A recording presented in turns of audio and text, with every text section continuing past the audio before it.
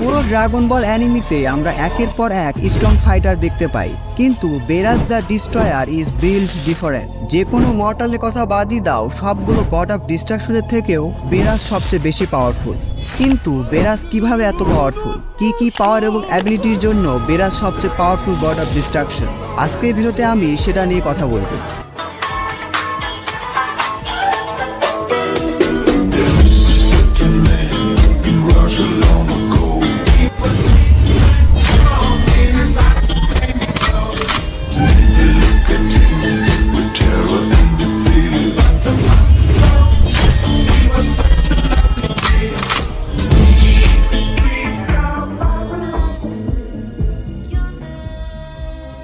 Dragon বল হিস্ট্রিতে আমাদের সাথে একের পর এক পাওয়ারফুল ক্যারেক্টার ইন্ট্রোডিউস করা হয়েছিল, ফ্রিজা, মাজিন বু, সেল, কিন্তু বেরাসের ইন্ট্রোডাকশনটাই ছিল এপিক লেভেলের। প্রায় 39 বছর পর ইউনিভার্স 7-এর গড অফ ডিস্ট্রাকশন বেরাস তার ঘুম থেকে জেগে ওঠে। পরবর্তীতে বেরাস ভবিষ্যৎবাণী পায় যে সুপার সাইন গড নামে তার এক রাইভেলের জন্ম হবে। বেরাস পুরো ইউনিভার্স জুড়ে সাইয়েনদের খুঁজতে থাকে। বেরাসের মেন্টর উইস জানায় প্ল্যানেট ভ্যাজিটাতে যে সকল সাইয়েন ছিল, ফ্রিজা তাদের সবাইকে ডিস্ট্রয় করে দিয়েছিল, এবং সেটাও বেরাসের আদেশেই।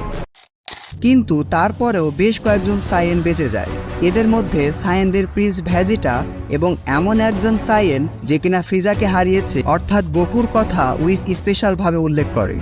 গোকু ফ্রিজাকে হারিয়েছে শুনে বেরাস অনেক অবাক হয়। তারপর বেরাস গোকুর সাথে দেখা করতে যায় কিং কায়ের প্ল্যানেটে, কিন্তু সেখানে গোকুর সবচেয়ে পাওয়ারফুল ফর্ম অর্থাৎ সুপার সাইন 3-তেও গোকু বেরাসকে টাচই করতে পারছিল না। তখনই প্রথমবারের মতো আমরা বেরাস দ্য ডিস্ট্রয়ারের পাওয়ার লেভেল সম্পর্কে একটা ধারণা পাই। তারপর বেরাস পৃথিবীতে আসে ভ্যাজিটার সাথে ফাইট করার জন্য, দ্য প্রিন্স অফ অল সাইয়েন, কিন্তু ভ্যাজিটা গোকুর থেকে উইক ছিল। যাই হোক, পরবর্তীতে ড্রাগন বলের সাহায্য নিয়ে গোকু গড কি অর্থাৎ সুপার সাইন গডে ট্রান্সফর্ম হয়ে যায়। এজন্য অবশ্য গোকুকে 5 দল সাইনের সাহায্য নিয়ে একটা রিচুয়াল করতে হয়েছিল। যারা অ্যানিমেটে দেখেছো তারা এটা ভালো করেই জানো। কিন্তু সুপার সাইন গড ফর্মেও গোকু বেরাসকে হারাতে পারেনি। মজার বিষয় হলো বেরাস তখনও মাত্র 10% পাওয়ার ব্যবহার করছিল। সুপার সাইন গডের মতো এত পাওয়ারফুল ফর্ম, সেটাও বেরাসের 10% পাওয়ারের কাছেও কিছুই না। সো বুঝতে পারছো বেরাস আসলে ঠিক কতটা পাওয়ারফুল। এবার মূল ভিডিওতে আসা যাক, why Beerus is this much powerful. দেখো, প্রথমত বেরাস কিন্তু সাধারণ কেউ নয়, একটা ইউনিভার্সের গড অফ ডিস্ট্রাকশন অর্থাৎ ইমমর্টাল। দ্বিতীয়ত বেরাস গড অফ ডিস্ট্রাকশনের মধ্যেও সবচেয়ে পাওয়ারফুল। সো বেরাসের কাছে বেসিক কিছু গডলি পাওয়ার, যেমন ধরো unlimited strength, infinite speed, god level durability, energy manipulation, এসব তো থাকবেই। তাই এই ভিডিওতে আমি বেরাসের মেইন 3টা পাওয়ার এবং অ্যাবিলিটি এক্সপ্লেন করব। Number 1 Hakai, number 2 half ultra instinct, number 3 sealing power. এগুলোকে তোমরা একরকম গড লেভেল টেকনিকও বলতে পারো। অফিসিয়াল মাঙ্গা এবং অ্যানিমেতে বেরাসের ট্রু পাওয়ার সম্পর্কে আমাদের এখনও পুরোটা দেখানো হয়নি, তবে অনেক রিসার্চ করে আমি বেরাসের এই 3টা মেইন পাওয়ার এবং অ্যাবিলিটি পেয়েছি। আর এই ভিডিওর লাইক টার্গেট হলো 400 লাইক কমপ্লিট হলে পরবর্তীতে ড্রাগন বল নিয়ে আরও ইন্টারেস্টিং ভিডিও আসবে। So please like and subscribe. Number 1 হাকাই। প্রত্যেকটা ইউনিভার্সের প্রত্যেকটা গড অফ ডিস্ট্রাকশন হাকাই ইউজ করে, তবে এদের ভ্যারিয়েশন এবং স্টাইল আলাদা। পুরো ড্রাগন বল অ্যানিমিতে সবচেয়ে ডিস্ট্রাকটিভ পাওয়ার হলো হাকাই। হাকাই ইউজ করার পর অপোনেন্টস পুরো এক্সিস্টেন্স থেকেই নাই হয়ে যায়। হ্যাঁ, এটা বোঝা খুব একটা কঠিন কিছু নয়। ধরো তোমার কাছে হাকাই আছে, তুমি জাস্ট তোমার অপোনেন্টসের উপর এই পাওয়ার ইউজ করবে আর সে একেবারে ডিস্ট্রয় হয়ে যাবে। হাকাইয়ের কোনো লিমিটেশন নেই, তবে তুমি যাকে একেবারে ডিস্ট্রয় করে দিতে চাও তোমাকে তার থেকে পাওয়ারফুল হতে হবে। যার কাছে যত বেশি ডিস্ট্রাকটিভ পাওয়ার থাকবে সে তত বেশি পাওয়ারফুল হাকাই ব্যবহার করতে পারবে। আর বেরাস যেহেতু one of the most strongest character, তাই সে তার ইউনিভার্সের যে কারোর উপর হাকাই ইউজ করতে পারবে, অবশ্য উইজ বাদে। ড্রাগন বল সুপারে আমরা বেরাসকে তার হাকাই ইউজ করা দেখতে পাই, যেটা সে ব্যবহার করেছিল জামাসু এবং ডক্টর মাশিরিটোর গোস্টের উপর। জামাসুর মতো ইমমর্টাল বিংকেও বেরাস দাস এক মুহূর্তের মধ্যে ডিস্ট্রয় করে দিয়েছিল। অন্যদিকে ডক্টর মাশিডোর ভূত অর্থাৎ আত্মাকেও, যে তার ফিজিক্যাল ফর্মেল ছিল না, বেরাস তাকেও পুরো এক্সিস্টেন্স থেকে নাই করে দিয়েছিল।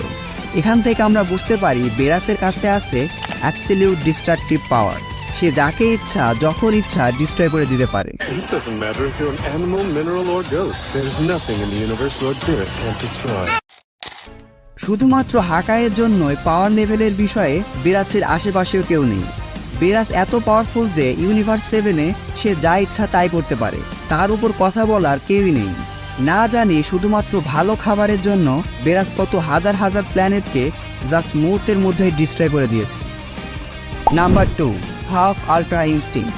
উইসের মতে বেরাসও আল্ট্রা ইনস্টিংক্ট ব্যবহার করতে পারে, তবে আল্ট্রা ইনস্টিংক্টকে বেরাস পুরোপুরি মাস্টার করতে পারেনি, তাই বেরাসের কাছে আছে half ultra instinct.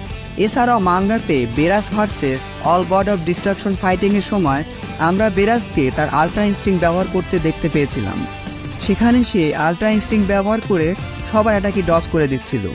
Ultra instinct ঠিক কতটা পাওয়ারফুল টেকনিক তা তোমরা সবাই জানো। এটা অফেন্সিভ অর্থাৎ অ্যাটাক এবং ডিফেন্সিভ অর্থাৎ ডিফেন্স দুটোই করতে পারে। এখানে অ্যাটাক মানে যে কোনো অ্যাটাক, যতই পাওয়ারফুল অ্যাটাক হোক না কেন আল্ট্রা ইনস্টিংক্ট ইউজার সেগুলোকে কনসিয়াসলি বা আনকনসিয়াসলি ডজ করে ছাড়বে। আল্ট্রা ইনস্টিংক্ট গোকু ভার্সেস জিরানের ফাইটটা ভালোভাবে দেখলেই তোমরা আল্ট্রা ইনস্টিংক্টের পাওয়ার এবং অ্যাবিলিটি সম্পর্কে আরও ভালোভাবে বুঝতে পারবে। জিরেনের মতো পাওয়ারফুল মর্টালের ডেডলি অ্যাটাকগুলোও আল্ট্রা ইনস্টিংক্ট গোকু ডজ করে ফেলছিল। আবার অফেন্সিভ অর্থাৎ অ্যাটাকের জন্য আল্ট্রা ইনস্টিংক্ট অনেক এফেক্টিভ একটা টেকনিক। বেরাসের লেভেলে ধরতে গেলে বেরাস এমনিতেই এত পাওয়ারফুল গড অফ ডিস্ট্রাকশন, তারপরেও এই হাফ আল্ট্রা ইনস্টিংক্ট মাস্টারই তাকে আরেক ধাপ এগিয়ে রাখে অন্যান্য গড অফ ডিস্ট্রাকশনের তুলনায়। নাম্বার 3, সিলিং পাওয়ার। নাম শুনে বুঝতে পারছো এই পাওয়ার হলো কাউকে সিল বা সোজা ভাষায় বন্দি করে রাখার পাওয়ার। হাকাই আর সিলিং পাওয়ার কিন্তু এক নয়। হাকাই তোমাকে এক্সিস্টেন্স থেকেই নাই করে দিবে, অন্যদিকে সিল করা হলে তুমি কোনো এক সিলিং ডাইমেনশনে আটকে থাকবে। যাই হোক, বেরাস সিলিং পাওয়ারও ইউজ করতে পারে। অ্যানিমিতে সরাসরি লাইভ অ্যাকশনে আমরা বেরাসের এই পাওয়ার ব্যবহার করা দেখতে পাইনি, কিন্তু ড্রাগন বল বু সাগাতে আমরা জানতে পারি এলদার কায়োশিনকে বেরাস জি সোর্ডের মধ্যে সিল করে রেখেছিল। জি সোর্ড যেটা গোকু এবং গোহান মিলে ভেঙেই ফেলেছিল। যাই হোক, বেরাসের এই সিলিং পাওয়ার সম্পর্কে খুব বিস্তারিত তথ্য কোথাও পাওয়া যায়নি। আসলে শুধু এটাই নয়, ড্রাগন বল অ্যানিমিতে বেরাসকে এখনও মিস্ট্রি হিসাবে রাখা হয়েছে।